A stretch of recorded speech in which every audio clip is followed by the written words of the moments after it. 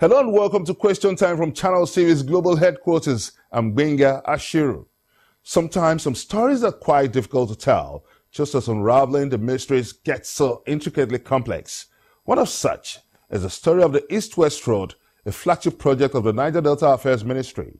On the assumption of office, the Niger-Delta Affairs Minister, Usan Ogoro, swung into action by reviewing the existing contract, the draft design, and the work content with a promise to deliver the East-West Road to the people of the Niger-Delta. 3 years down the line, the project is still yawning for completion. As the Niger-Delta Affairs Minister says, only 10% of the budget of the ministry has been released for the year 2018. In a procurement system where major contracts are awarded through the Ministerial Tender Board, which is statutorily chaired by the Permanent Secretary, without any clear provision for the minister's inputs. Now, what happens with such procurement system? Is there an effective structure and mandate to make the desired change? The Niger-Delta Affairs Minister, Usan Ogoro, joins us on this show as he gives us an update on the East-West Road project in the Niger-Delta region. Recently, there were so many doubts on the progression of work on the East-West Road, which prompted the Federal Executive Council setting up a committee of some ministers to go on inspection and give on the spot report. And it was amazing that the assessment was rather better improved than what was perceived to be.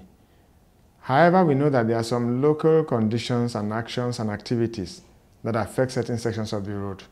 For instance, within the Port Harcourt-Choba area, getting close to the University of Port Harcourt gate, we understand a road was constructed without drains and so causing flooding on the East-West Road.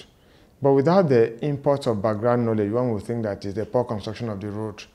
So, summarily, we have made progress, but the progress is only commensurate with the amount of money that is released for the project to continue. As you know, we cannot apply any funds beyond budgetary appropriation. You've highlighted some key issues in which, in the process of construction, you realized that you had to reconstruct a drainage along the line. Was it that? I mentioned that as one of the local conditions, not pertaining to the construction of the road, but another establishment or tier of government that made a road that empties on that point, not as a consequence of our own East-West Road construction.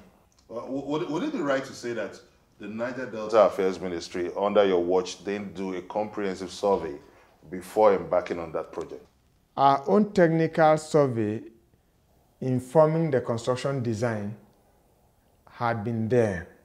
And then a local construction came on by the wings, by the side, and because there was no provision for channelization of water from that local construction, so the water now floods the road.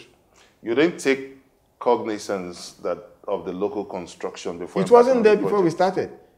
You do not construct in prospect, or you do not design.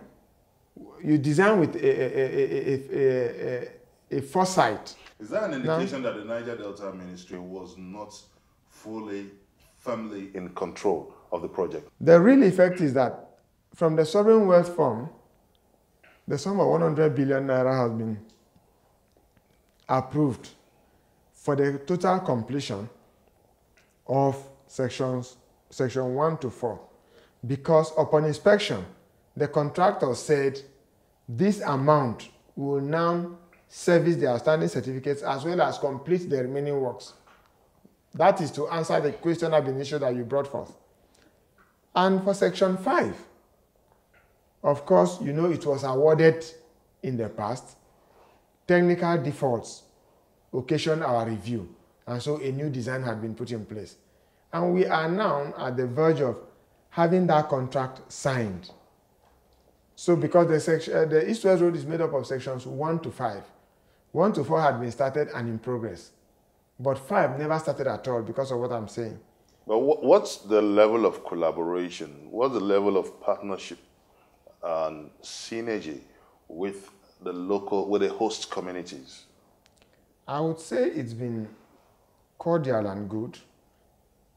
And you know also every user of that road or of the environment will be anxious to see a good road. Like every Nigerian or everybody who want good infrastructure for efficient local activities.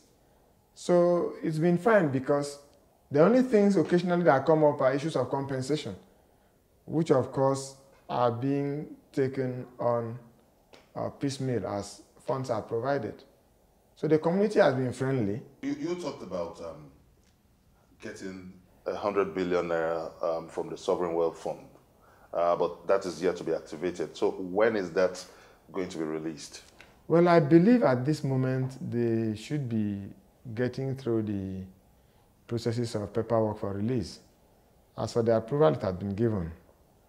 And so that, of course, is not within the framework of our own office. I believe that those papers are being processed where they should be processed, where the Sovereign Wealth Fund is being managed. But isn't that still a distant cry from the entire budget of the project? Because we understand that it's about 850 billion naira. Well, unfortunately, it's a project that keeps staggering in amounts. Because I have always said I do not know the conception of the original designers of that project in terms of statutory or tying up the agreement that binds the parties together. When you're running a project in which there is no clear-cut timeline, the cost implication is also unclear. Are we not tying that future into an uncertain future? You may be right in that assertion, but it's unfortunate that the structuration of our procurement and relationships with contractors